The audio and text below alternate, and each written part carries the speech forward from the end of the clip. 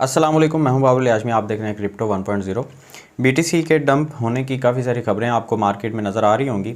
यहाँ पे अगर हम कंडीशन देखते हैं तो बीटीसी जो है वो 19,000 के ऊपर स्टक हुआ नज़र आ रहा है, लेकिन लोग कह रहे हैं कि बीटीसी जो है वो हमें 16,000 के ऊपर नज़र आएगा। तो काफ़ी सारे लोग इस प्रेडिक्शन को आपके साथ शेयर कर रहे हैं। हम बात करेंगे कि क्या सच में बीटीसी 16,000 तक जा सकता है या बीटीसी ऊपर को जाएगा अब यहाँ पे, क्योंकि हम देख रहे हैं कि बीटीसी यहाँ पे अपनी एक्सपोर्ट के ऊपर है। इसके बारे में बात करेंगे। साथ में हम आज बात करेंगे सीपीआई रिपोर्ट के बारे में। 13 तारीख को सीपीआई की रिपोर्ट आएगी, उसका मार्केट के ऊपर क्या असर होगा, क्या हमें बीटीसी को अभी स्पॉट में ख़रीदना चाहिए या फिर फ्यूचर ट्रेड में हमें शॉर्ट की पोजीशन ओपन करनी चाहिए, वो सारी चीज़ें आपके साथ शेयर करूँगा, तो वीडियो में बने रहिए। अच्छा, हम सबसे पहले तो एक तो देखेंगे नैस्डैक को। नैस्डैक का मार्केट के ऊपर एक बहुत गहरा असर पड़ता है। आपके साथ मैं अपनी अक्सर हर वीडियो में ये शेयर करता हूँ बात, और मैं आपको इस तरफ लेके आना चाहता हूँ कि आप खुद इस चीज़ को इम्पोर्टेंस देना सीखें कि स्टॉक मार्केट का क्रिप्टो मार्केट के ऊपर कितना गहरा असर होता है। तो यहाँ पे अगर हम देखते हैं तो नैस्डैक ने आज फिर जो अपनी जो ओपनिंग की है, वो ओपनिंग इसकी दोबारा से गैप डाउन के साथ शुरू हुई है। ये देखें, ठीक है, ऑलमोस्ट हाफ पॉइंट का गैप डाउन लिया और 0.5% का, और नीचे उसके बाद भी काफ़ी सारा आप देख सकते हैं कि नीचे जो है वो हमें रेड कैंडल नज़र आ रही है। तो इसका क्रिप्टो मार्केट के ऊपर एक बुरा असर तो खैर पड़ेगा।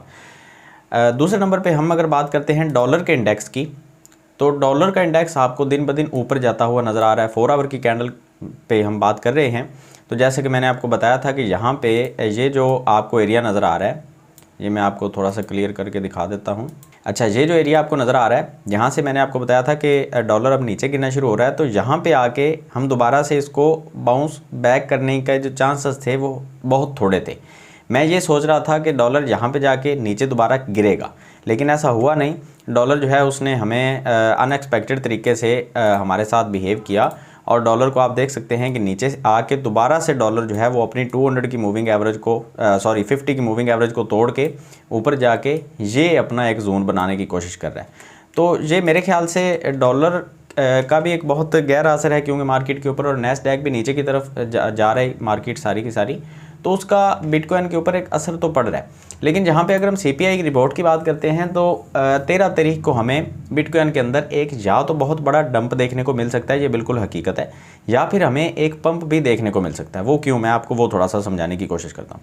और ये जो कंज्यूमर प्राइस इंडेक्स है ना, सीपीआई की रिपोर्ट जो हम बोलते हैं अमेरिका की तरफ से, इसका मार्केट के ऊपर हर दफ़ा बहुत तगड़ा असर पड़ता है। आप देख सकते हैं कि ये जो हमें ग्रीन के अंदर नज़र आ रहे हैं, इसका मार्केट के ऊपर अच्छे असरात थे, और ये एक दफ़ा सिर्फ रेड हुआ है, इसका मार्केट के ऊपर एक बहुत बुरा असर पड़ा था और बिटकॉइन बड़ी बुरे तरीके से नीचे गिर गया था। जुलाई की जो रिपोर्ट आई थी अगस्त में, ठीक है।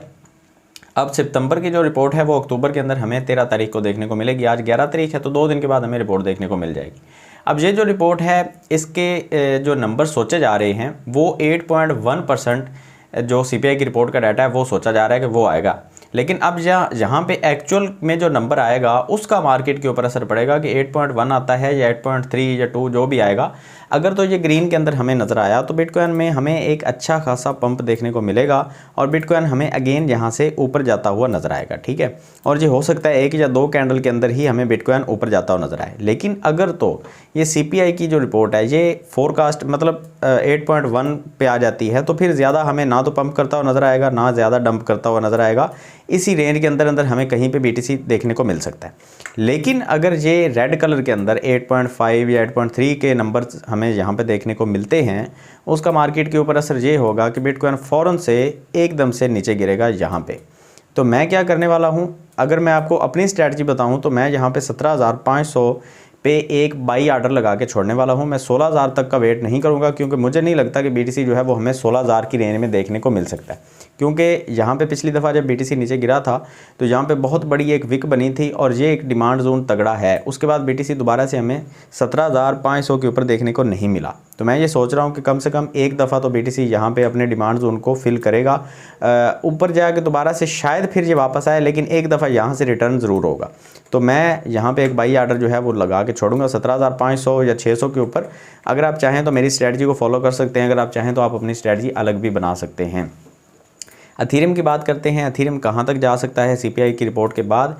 यहाँ पे एथेरियम का एक सिमेट्रिकल ट्रायंगल बना है, ये 4 आवर के टाइम फ्रेम के ऊपर बना है। तो इसका रिज़ल्ट जो हमें देखने को मिलेगा वो ये है कि एथेरियम एक दफ़ा यहाँ से नीचे आके ऊपर रीटेस्ट करने के लिए जा रहा है, लेकिन उसके बाद एथेरियम दोबारा से हमें 1220 या 25 के ऊपर देखने को मिलेगा। मैं यहाँ पे एथेरियम को बाई करने की कोशिश करूँगा। मैं शॉर्ट की पोजीशन ओपन इसलिए नहीं कर रहा क्योंकि अभी मार्केट जो है वो अनडिसाइडेड है।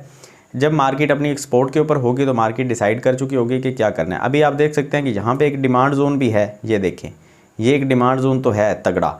यहाँ पे बहुत दफ़ा एथेरियम आके वापस जा चुका है, लेकिन मैं यहाँ पे ख़रीद क्यों नहीं रहा या शॉर्ट की पोजीशन ओपन क्यों नहीं कर रहा, उसकी वजह यह है कि यहाँ पे दो किस्म की सिचुएशन बनी हुई है। आपने इस सिचुएशन को भी आपने जहन में रखना होता है। अब ये देखें, एक तो ये है कि मार्केट में अभी क्योंकि जो खबर आनी है सीपीआई की रिपोर्ट के हवाले से बहुत सारे लोग जो हैं वो इंतज़ार कर रहे हैं। दूसरे नंबर के ऊपर चीज़ ये है कि यहाँ पे जो सिमेट्रिकल ट्रायंगल है वो ब्रेकआउट हो गया है नीचे की तरफ, ठीक है, मार्केट ने नीचे गिरना है यहाँ से। लेकिन जो यहाँ पे बीच में ये जो डिमांड जोन है ये एथेरियम को ऊपर धकेलने के लिए बहुत स्ट्रॉन्ग डिमांड जोन है, तो ये मार्केट अनडिसाइडेड है, इसलिए मैं यहाँ पे रिस्क नहीं लूँगा। मैं क्या करूँगा, मैं इस जोन के अंदर 1220-25 के जोन को मैं फिल करने की कोशिश करूंगा और यहाँ पे मैं ख़रीदारी करूंगा, ठीक है। तो ये थी मेरी एथेरियम के बारे में अपडेट। बीएनबी के बारे में थोड़ा सा मैं आपको बता देता हूँ। बीएनबी ने हमें पिछले दिनों में थोड़ा सा हैकिंग अटैक की वजह से डराया था और ये आपको कैंडल्स, बहुत बड़ी बड़ी रेड कैंडल्स देखने को मिली थी और मैंने कहा था कि ये बीएनबी में अगर ये हैकिंग अटैक ना भी होता तो क्योंकि ये एक डबल टॉप बना था तो डबल टॉप के बाद ये तो होना ही था और हमें इस रेंज के अंदर बीएनबी जो है वो देखने को मिलना था। लेकिन उसके बाद क्योंकि स्टॉक मार्केट भी हमारा साथ नहीं दे रही और डॉलर की जो मार्केट है वो भी हमारा साथ नहीं दे रही, तो बीएनबी दोबारा से हमें शायद इस रेंज के अंदर भी देखने को मिल सकता है जो कि बनती है 256। अब मैं यहाँ पे बीएनबी को अभी बाई नहीं करूँगा, मार्केट की कंडीशन को देखते हुए मैं अभी थोड़ा सा वेट कर रहा हूँ। बीटीसी भी, एथेरियम भी और बीएनबी, अगर ये तीनों कॉइन्स में बाई करने का सोचूं तो मैं इस रेंज के अंदर बीएनबी को बाई करूंगा, ठीक है। और जो कि 256 या 260 के करीब मैं अगर ये इसको देखूंगा तो मैं बाई करूंगा। यहाँ से एक अच्छा बाउंस बैक आ सकता है मार्केट में और दोबारा से हमें अच्छी खासी प्रॉफिट देखने को मिल सकती है। तो खैर आज की अपडेट को ज़्यादा लंबा नहीं करेंगे, शॉर्ट अपडेट थी। मार्केट की जो ओपनिंग हुई है उसके हवाले से बताना था, सीपीआई की रिपोर्ट के बारे में आपको बताना था। तो उम्मीद करता हूँ कि आपको वीडियो अच्छी लगी होगी। अगर लगी है तो इसको लाइक कर दें, कमेंट सेक्शन में कुछ भी आप लिख सकते हैं, अपनी कीमती राय का इज़हार ज़रूर कीजिएगा। मिलते हैं नेक्स्ट वीडियो में, दुआ में याद रखिएगा। अल्लाह हाफिज़।